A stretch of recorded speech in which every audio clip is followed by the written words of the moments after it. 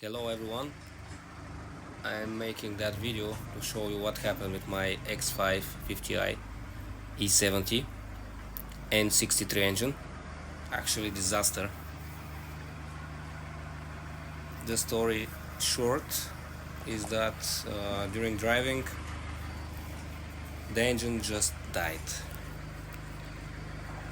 I even didn't notice that the engine stops by itself until I didn't see engine check light on the dashboard and the park sign warning on the dashboard. Of course I tried to start the car again, but the engine was turned over by the starter very slow until just stopped completely and even couldn't turn over again.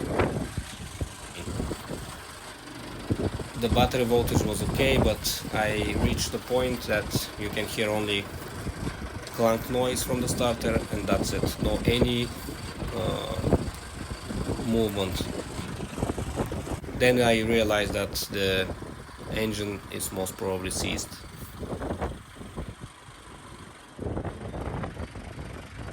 The car was towed by road assistance back to my garage. Once I removed the belt, I tried to crank over the engine through the crankshaft pulley. You need socket 27 and long ratchet, but no luck. That's how I end up here.